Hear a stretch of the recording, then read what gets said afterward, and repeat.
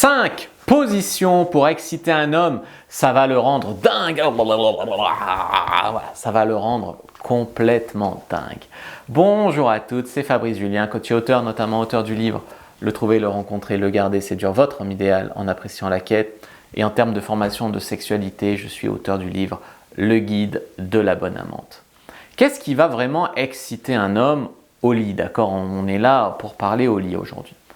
Eh bien, en premier, c'est même pas les positions que vous allez faire, c'est même pas si vous êtes super bien gaulé, c'est même pas tout ça. Parce que tout ça, ça compte, je suis d'accord. Mais avant tout ça, il y a l'état d'esprit de la fille. Il y a l'ambiance que tu vas amener. C'est beaucoup l'état d'esprit. Tu peux être une bombe.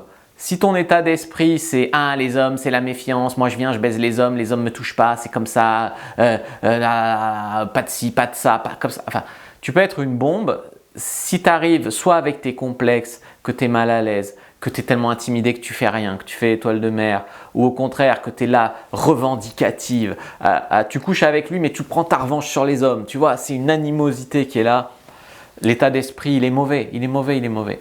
Et même si tu as de l'expérience, une femme peut être meilleure que toi au lit si elle est dans le bon état d'esprit. Même une femme qui ferait, on va dire, sa première fois ou sa troisième fois, peut être meilleure qu'une femme expérimentée si elle a un bon état d'esprit. Un bon état d'esprit, c'est quoi? Elle a envie d'essayer des choses, elle est là, mais comme elle est là, elle est à fond. Elle n'est pas à se dire « est-ce que je vais regretter plus tard? Est-ce que j'ai bien fait?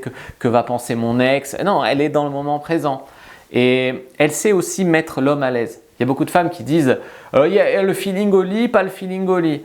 Et est-ce qu'elle a fait quelque chose aussi pour mettre l'homme à l'aise? Tu vois, elle est arrivée, elle a mis ouais, il m'a offert un verre, je suis allé chez lui. Mais est-ce qu'à un moment, elle a fait la discussion, elle a posé des questions, elle a fait avancer le truc? Voilà, il y a des femmes, je sais d'expérience, qui font ça très bien. Et du coup, en fait, on se cherche et c'est super sympa. Et puis, il y a des femmes qui disent « pas le feeling ». Tu as essayé de mettre un petit kino sur l'épaule. Elle a fait « je ne suis pas tactile ». Puis après, elle te dit « il n'y a pas le feeling ». Mais rentre chez toi. Voilà. Donc vraiment le bon état d'esprit, c'est même avant la technique et c'est même avant le physique de la fille. D'ailleurs, j'en parle dans le guide de la bonne amante, déjà de l'état d'esprit. Donc l'ambiance, le contexte, l'envie de la fille, qu'elle se lâche, qu'elle a envie d'essayer des choses, qu'elle soit ouverte d'esprit, qu'elle te mette à l'aise aussi, etc. Parce que les hommes aussi ont des complexes. Il y a des femmes qui disent « je vais coucher avec un homme, est-ce qu'il va me trouver belle, j'ai des petits seins, etc. » Mais le mec, il va dire « moi j'ai un petit bidou, j'ai pas une bite énorme, j'ai ci. » L'homme aussi, il a des complexes. Donc, c'est donnant-donnant de se mettre à l'aise. Voilà. 1. La levrette. Alors la levrette, je pense que c'est la position qui excite le plus les hommes. Et beaucoup de femmes l'aiment aussi. Alors, il y a des femmes qui ont mal, etc. Mais à part les femmes qui ont mal, etc., souvent qui sont mal positionnées ou qui ne sont pas assez excitées ou qui sont contractées de peur, d'appréhension, les femmes qui sont dans leur énergie féminine adorent la levrette en général. C'est-à-dire que l'homme est dans son énergie masculine, un peu de dominance, et la femme est dans son énergie féminine, dans la levrette. Mais il faut être détendu pour prendre du plaisir.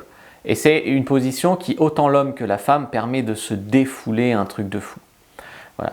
Moi, j'ai un faible, par exemple, pour la levrette debout contre un mur.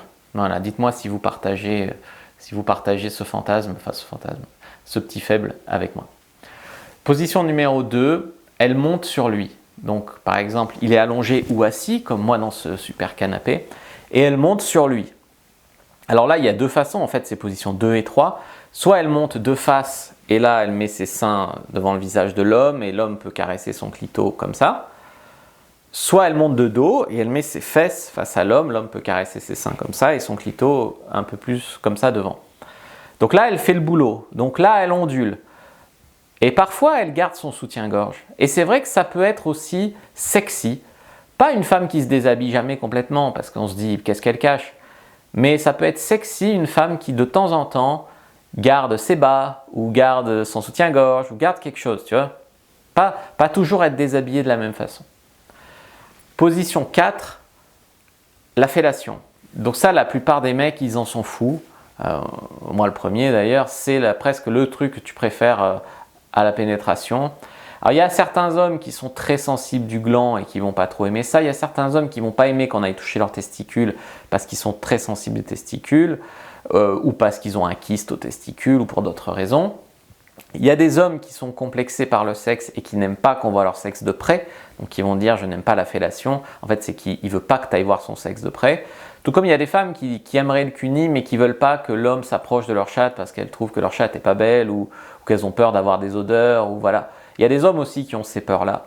Mais mis à part ces hommes-là, on va dire la plupart des hommes adorent la fellation, adorent. Et puis la cinquième position, elle peut vous surprendre, c'est le cunilingus. Le cunilingus, c'est une position que beaucoup d'hommes vont kiffer à mort parce que c'est une position qui les rassure dans le sens où ils ne risquent pas d'éjaculer. Ils ne sont pas en mode stimulé, donc ils ne vont pas venir trop tôt parce que beaucoup d'hommes ont peur de ne pas bander, de venir trop tôt, de ne pas vous faire jouir. Donc là, cette position permet de prendre le temps de se toucher un petit peu pendant qu'il te fait ça pour bander, pas de risque d'éjaculer puisqu'il n'y a pas de stimulation, et ça te rapproche de l'orgasme, d'accord? Il te lèche le clitoris, il te met des doigts sur le point G. C'est le cunilingus, c'est une position que vont adorer les hommes généreux, les hommes qui aiment donner du plaisir à la femme. Et en plus, cette position, elle a pour avantage énorme d'enlever le stress de la performance. C'est-à-dire qu'un homme qui t'a déjà fait jouir avant de te pénétrer, eh ben, il a moins peur de venir trop vite ou de ne pas te faire jouir. Et du coup, il tient plus. Et du coup, il est rassuré puisqu'il t'a déjà fait jouir, ça lui enlève une pression. Et souvent, le rapport sexuel avec cette pression en moins est mieux. Après, dans le genre, les fantasmes qui vont rendre un homme dingue, c'est le réveiller par une pipe ou en lui faisant l'amour. Alors moi, une fois, j'avais fait le réveil de la reine, j'avais fait un article, mais c'était il y a 10 ans, c'était avant les trucs de féminisme. J'avais dit, ta copine, alors j'étais parti du principe que c'était sa copine, donc elle était consentante. Je dis, ta copine, tu la réveilles avec un cuni, elle va kiffer, etc. Et je m'étais fait tomber dessus par des tas de féministes. C'est du viol, c'est du viol. Bon, alors du coup, j'apprends de mes erreurs et je ne conseille plus ça, d'accord? Je conseille avec consentement et respect de lui faire le réveil du roi. Voilà, je ne peux pas être plus clair. Et parfois, l'homme va aimer le changement de dynamique et du coup, il va aimer être, par exemple, menotté et que la fille lui monte dessus, être attachée, quoi. Ou avoir les yeux bandés pour plus développer son imaginaire, et puis pour plus, tu sais, quand tu coupes un sens, les autres sens sont plus développés. Changer de lieu, changer d'ambiance, utiliser des objets comme prendre la fille sur la table à manger, sur une table ou sur une table basse. Voilà, changer de lieu, utiliser des supports, d'autres supports, etc. Comme moi quand je te dis j'aime bien faire contre une porte. Voilà, ce genre de trucs.